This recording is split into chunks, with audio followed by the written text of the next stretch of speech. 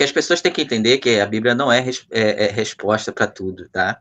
A galera tem que entender que Bíblia trata de fé, não de ciência. Tá? Quer tratar de ciência, estuda um método científico, entendeu? Um cara importante. E Bíblia se trabalha dentro da igreja, entendeu? Mas eles não entendem isso, eles querem misturar, quer juntar tudo. Aí vira uma salada, né? Diz que a ciência ia se multiplicar, e ela tem se multiplicado a cada dia.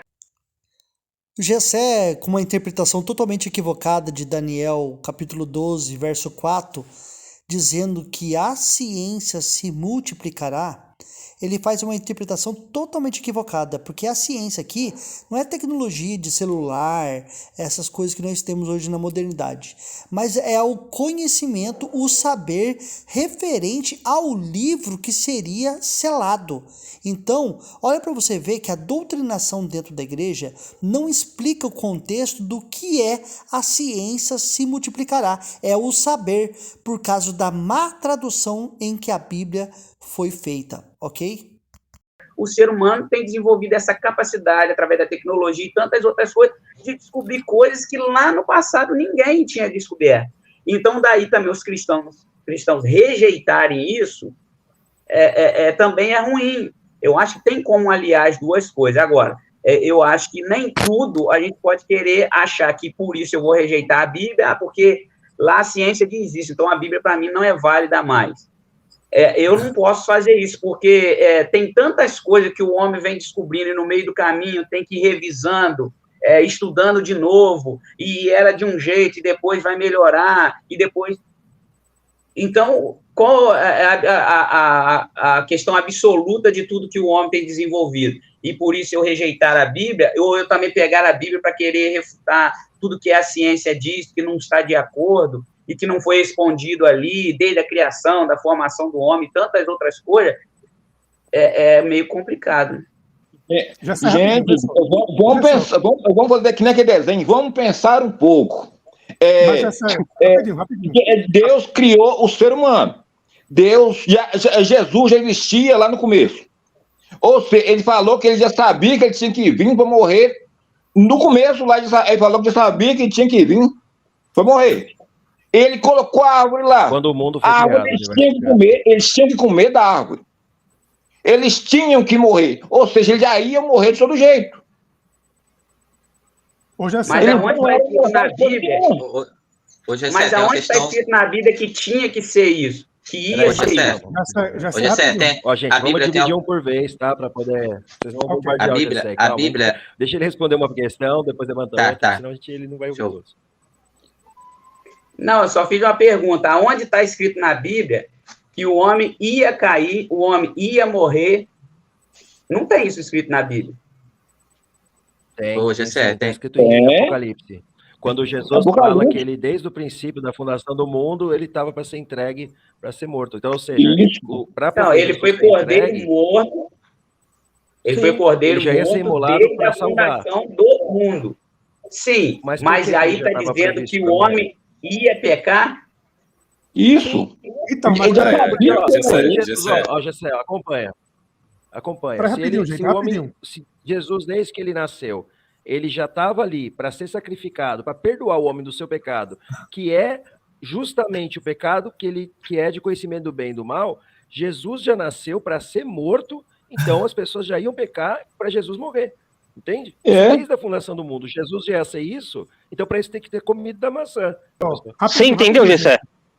Não é que eu não entendi, eu só não concordo. Qual foi a explicação? Explica pra gente o que você entendeu.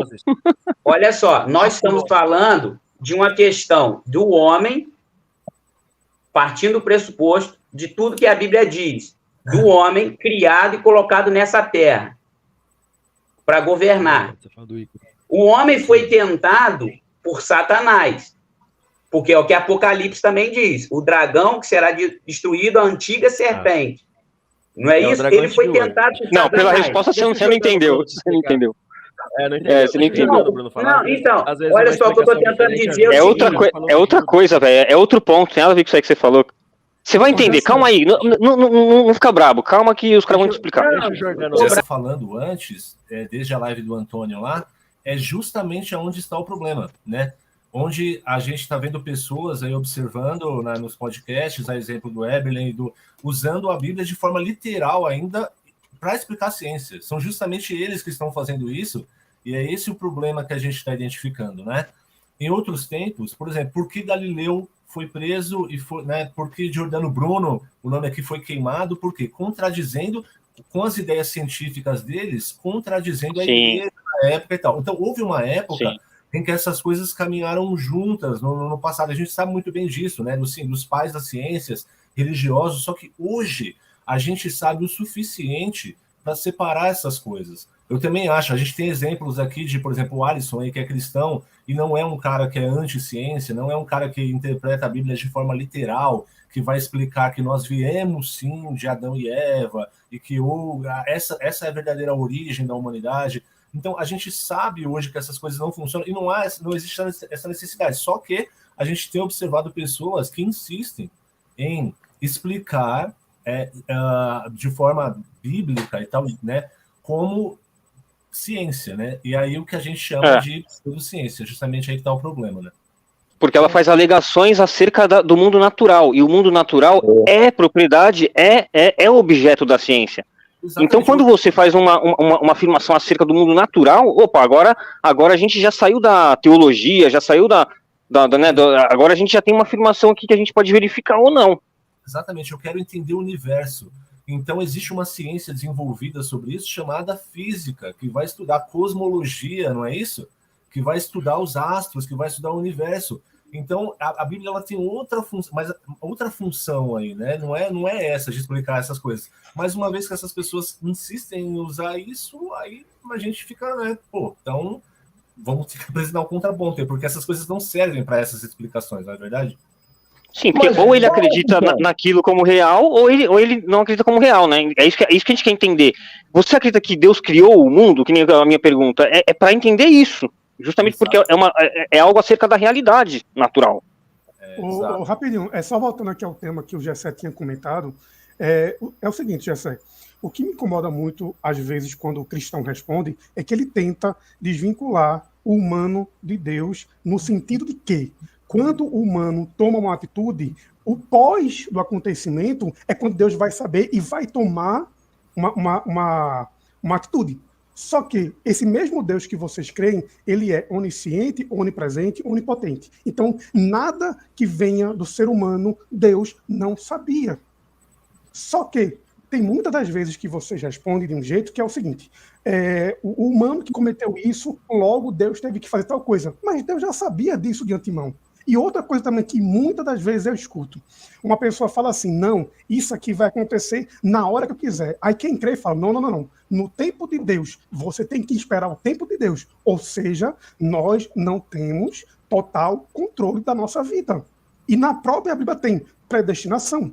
Então não tem como você tentar falar que, não, vamos desvincular o homem de Deus, sendo que Deus é o máximo do máximo, onisciente, onipresente, onipotente. Toda e qualquer ação e reação do ser humano, Deus já sabia de antemão. Ponto. Não tem como desvincular disso. Entendeu? É só um ponto. E é até condenável quando você fala dentro de uma igreja que você tem o controle da sua vida. Eles te condenam por causa disso, né? Eles não conseguem entender essa diferença de nós estar no controle da vida, da nossa vida terrestre aqui, e que até a ação de Deus tem que ser controlada por causa da predestinação. Houve um comentário aqui que eu achei plausível a gente só um minutinho, falar. Alisson, Gente, não é o neopentecostalismo que tá levando a gente para a idade das trevas, não, viu? O neopentecostalismo, pelo contrário, ele não investe... porque o neopentecostalismo é moderno. Exato. Quem está fazendo isso aí é as igrejas... Já pega lá, que o Luiz chegou agora, eu queria ver se se apresentar para ele comentar, né? E aí, depois a gente retomar a questão do Gessé, que o Luiz tentou explicar, ficou um pouco difícil, né? Deixa só o Luiz comentar alguma coisa para ele. Chegou só para a gente ir rodando, para mais de gente falar. Acho que ele compreendeu. Compreendeu? Boa noite, Glaucio. Boa noite a todos. Boa noite. Está conseguindo me escutar direito? Sim. Perfeito. É o seguinte, eu queria parabenizar você aí pelo seu canal, primeira vez que eu estou aqui, mas eu já assisto você desde quando eu venho acompanhando você lá no Torno e tudo mais. Queria também parabenizar o Alisson, né, pela postura dele, porque até agora eu não vi nenhum cristão, meio que concordo com o que o Antônio comentou lá na live, que se for defender a Bíblia é complicado, e se ele se acha cristão, ele tem que concordar com a Bíblia, com aquelas coisas que acontecem, principalmente com Jesus ali, as problemáticas do Novo Testamento. Tem várias. Eu queria pontuar algumas coisas aqui, que eu escrevi rapidinho mesmo aqui, para eu passar para o Gessé, algumas problemáticas na fala dele. Porque na defesa da Bíblia. Por quê? Porque a teologia que ele está apresentando é uma teologia que é pregada nos púlpitos das igrejas e aprendida nas EBDs. Por que eu falo isso? Não contra a sua pessoa, José, porque eu sou filho de pastor. Meu pai é pastor há 55 anos da Assembleia de Deus. Já passei pela Batista, já fiz teologia, então eu conheço um pouco de Bíblia. Então, o que acontece? Os cristãos defendem que o Deus da Bíblia, ele é onipresente. E criaram até várias explicações para defender alguns versículos que comprovam que o Deus da Bíblia não é onipresente. Principalmente quando ele está lá na Torre de Babel, que ele fala assim, desçamos e confundamos. Se ele vai descer, porque ele não estava lá. E aí, os cristãos criaram várias teologias para explicar que ali realmente é uma forma de dizer, mas não, Isaí é para tapar o sol com a peneira. É uma teologia, uma forma de falar assim, não contém erros na Bíblia. Outro problema aqui, o cristão, ele fala sobre o anjo caído. O anjo caído. Por que o anjo caiu do céu, aquela treta que teve no céu? Se ele teve aquela treta no céu, é porque ele teve inveja, ele teve vários problemas, que ele quis tomar o lugar de Deus. Então, houve pecado no céu, porque inveja é pecado. Então, como que o crente explica uma situação dessa, que houve pecado no céu? Outra coisa, me explique da onde que Paulo tirou isso, que Cristo foi, a interpretação do Glaucio é perfeita do que ele falou, só que o que o Gessé colocou é que Cristo foi crucificado antes da fundação do mundo. Mas não, o que o Glaucio falou é predestinação. O que o Gessé colocou é totalmente contrário. Eu queria saber que lugar que Cristo foi crucificado antes da fundação do mundo. Ele foi crucificado lá no céu? E qual céu? E como explicar como que alguém viu, quem foi testemunha ocular que Cristo foi crucificado lá antes da fundação do mundo? Não existia nada. Então, da onde que Paulo tirou essa teologia? Da cabeça dele. Outra coisa, cartada da autoridade. Deus é poderoso. Deus pode tudo. Então você tira totalmente a ciência, desconstrói tudo que você vê na realidade. Porque Deus pode tudo. Menos resolver os problemas que nós temos aqui, principalmente dos crentes. Quando está doente, não recorre a Deus, recorre à ciência. Vai para o hospital, vai tomar remédio, vai tomar vacina. Então, Deus pode tudo mesmo, menos salvar os seus. Quer ver outra coisa? Ele falou sobre a volta de Jesus. Ele fez uma pregação ali na última fala dele sobre a volta de Jesus, mas ele desconhece essa teologia. Por quê? Porque Jesus nunca falou na Bíblia que iria voltar para buscar a sua igreja.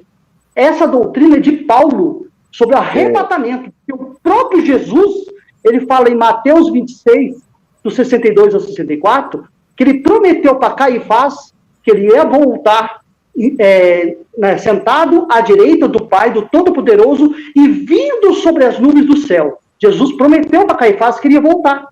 Então, se ele ia voltar, é porque ele foi e ele iria voltar. Caifás morre no ano 37, depois da Era Comum, depois de Cristo ali. Então, se Jesus não cumpriu essa volta, se Caifás e todos que estavam ali em seu julgamento não viram essa volta triunfal de Jesus nas nuvens, com seus anjos, assentado ao lado do Todo-Poderoso, voltando mesmo, então Jesus mentiu na Bíblia, porque Jesus prometeu para Caifás e todos que estavam em seu julgamento. Aí eu queria que o crente me explicasse isso aí. Jesus voltou, Caifás viu e todos que estavam no seu julgamento, ou Jesus mentiu, ou a Bíblia, esses versículos foram inseridos e a inerrância cai por terra. Então, é uma pontuação que rápida das falas que eu vi no GC aqui, que tem um grande problema na teologia que ele explica aqui da igreja. O Luiz já viu como a avó adora, meu. Umas 4 pancadas, é um combo aí. O cara veio com uma bomba atômica. Você pegou todas as perguntas, Gessé? Tem a outra questão também, aquela que Jesus fala que alguns de seus discípulos não morreriam até que ele voltasse, sendo que todos morreram e até agora estamos esperando, entendeu? Não, tá correndo até hoje. Mas explica aí, Gessé, explica aí. Cai dentro do Caifás, Sim, cai dentro da questão do Caifás. Eu não. Minha questão não é tentar explicar tudo isso. Eu penso o seguinte, não é só o que eu penso, e o que eu conheço da Bíblia. Eu dizer que Deus é soberano, os atributos de Deus, né, onipotente, onisciente, onipresente, eu não posso dizer que ele tem que estar em todo lugar ou tem que saber todas as coisas. Ele está onde ele quiser estar, ele é Deus. Se eu falo da santidade de Deus, Deus vai estar onde a santidade dele não comunica? Agora, mas aí não é onipresença, né? Para ser onipresença. Qual é o conceito de onipresença? O que é onipresença? Se você tivesse que explicar para alguém o que é onipresença. Onipresença está presente em todo lugar. Presente onde? Presente onde? Não. Onipresença não é estar onde quiser, cara. Onipresença é estar em todo, é ser o todo, estar em todo lugar, não poder não estar em algum lugar. Isso que é onipresença. Olha só, mas pensa. Tá vendo como você já está usando outro texto, você está usando outro conceito. Deixa só eu falar, só um minuto. Pensa no seguinte: Deus criou todas as coisas e vê todas as coisas. Ele está em todo lugar. Ao mesmo tempo, ele está vendo. Agora, a presença dele está como sinal de aprovação ou não é totalmente diferente. Por exemplo, Deus criou o homem... Mas isso não explica a onipresença, o conceito. Qual é o conceito de onipresença? Deixa só eu terminar de falar, senão você falou que Deus olha... Peraí. Por exemplo, Deus criou o homem e deu liberdade ao homem na terra. Ele tendo todo o poder, ele não quebrou o princípio de intervir naquilo que ele entregou nas mãos do homem.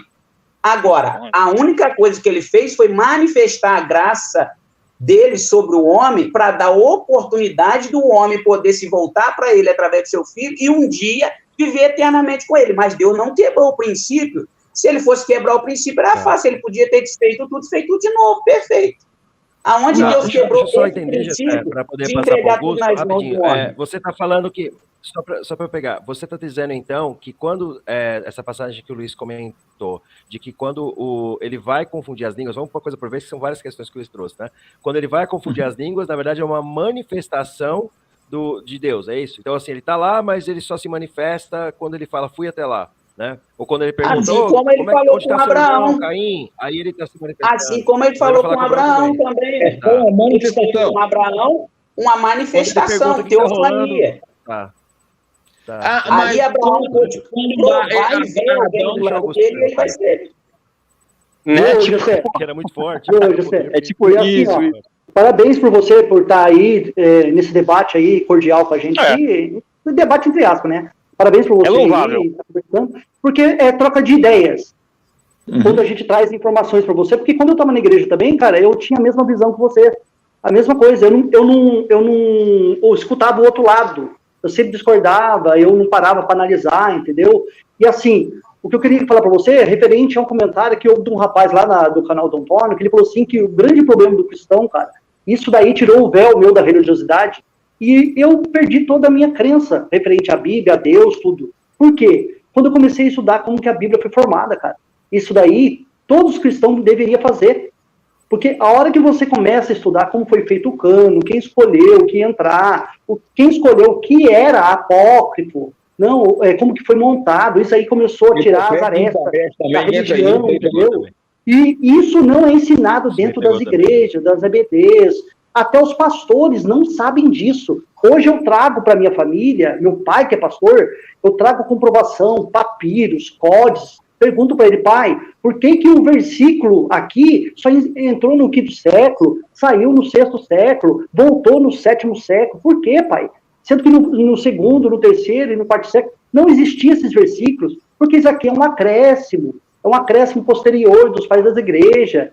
Estão criando doutrinas ali dentro. E outra coisa, uma coisa importante que você deve saber, o seu nome, Gessé, é igual ao meu irmão. E aí eu converso bastante também, que ele é presbítero da igreja. Ele tem uma igreja, dirige a igreja, tudo. E ele fica cabelo em pé das informações que eu trago para ele referente a documentos referentes à Bíblia.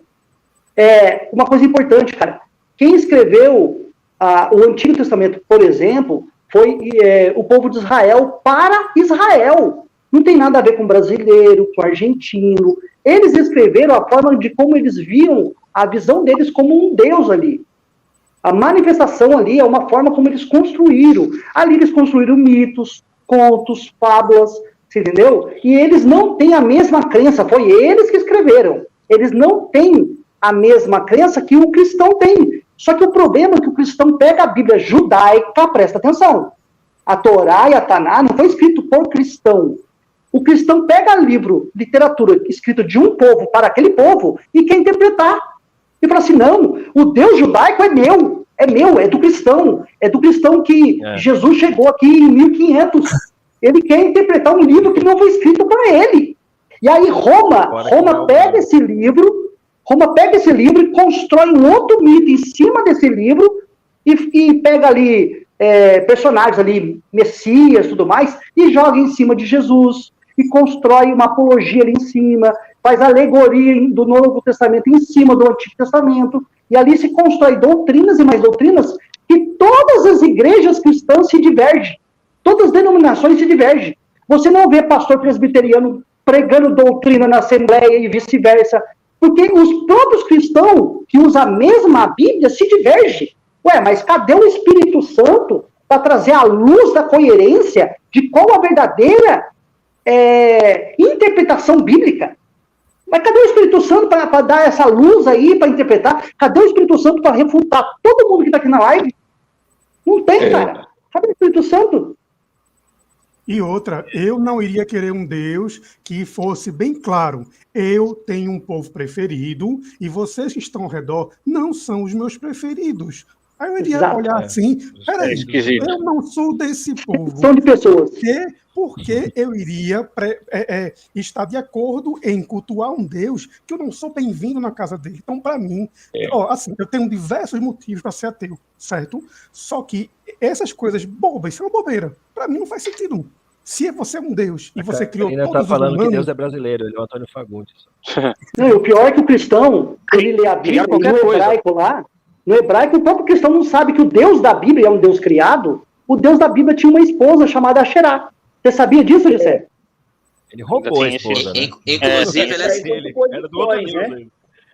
inclusive ela é citada 40 vezes na Bíblia, tá? Na Bíblia hebraica. 40 vezes ela é citada na Bíblia hebraica. Ele era do Deus El, depois ele casa. Sim, ele casa. Sim, inclusive o Gessé disse aí que é suposições, não é suposições, é achados arqueológicos. Só você dar um Google aí. Dentro da Bíblia está escrito isso? Dentro da Bíblia tá. No hebraico tá. No português não. No hebraico tá. Mas eu vou dá um delay. Essas passagens, inclusive, o Luiz comentou, de, por exemplo, vamos lá e façamos, confundamos, criemos. Não, essa falta de é por causa que o Deus é diferente, exatamente. Quando você está com os Elohim lá, eles são um coletivo, eles são muito mais fortes, porque eles estão lá num grupo de deuses, essas passagens panteão de deuses. São em hebraico, um panteão de deuses. Aí quando só Yahvé está sozinho, ele é justamente menos sábio. Ele falou, onde você estava? Ô, Caim, onde você foi? Cadê a Eva? Por que ele não sabe? Um achado arqueológico no Sinai, em Samaria, pegou e falou assim, Yahvé e sua consorte vos abençoe. Esse foi um achado, um tabuleta escrito em pedra, foi encontrado em Israel. Vários arqueólogos aí falam sobre esse achado aí. É o nome de Yahvé, que é o Deus da Bíblia, se você não sabe, José. Yahvé é o Deus da Bíblia. É um dos deuses, tá? Não existe só um Deus na Bíblia. É um dos deuses. Ele fala sobre a esposa dele, Asherá. Jeová, né? Por isso que às vezes o pessoal não sabe. Jeová, você deve ter ouvido Jeová 1000 vezes, mas daí Javé onde é a tradução que você tem como Senhor na Bíblia em português, tá? Quando aparece Senhor lá, é referente ao tetagrama, é referente a Yahvé. Verdade. É isso aí. Exatamente. Mas peraí, desculpa, só uma dúvida que agora eu realmente também não sei muito disso, não. Iavé era ou uma Javé? deusa. Deixa só. Ó, tem muita gente que não sabe disso aqui. É que o som de Y também não tem, né? Acho que é Javé também. Não, Y tem, o J que não tem. Iavé, né? No hebraico, J não tem. No caso, seria Yavé. O J que não tem. No hebraico, é Y. Então, a Xerá, ela antecede a Iavé, viu? A Xerá, ela antecede. E o Deus El também. Respondendo a pergunta, era o antigo. respondendo a pergunta da Deus. Peraí, gente. Isso, é uma deusa.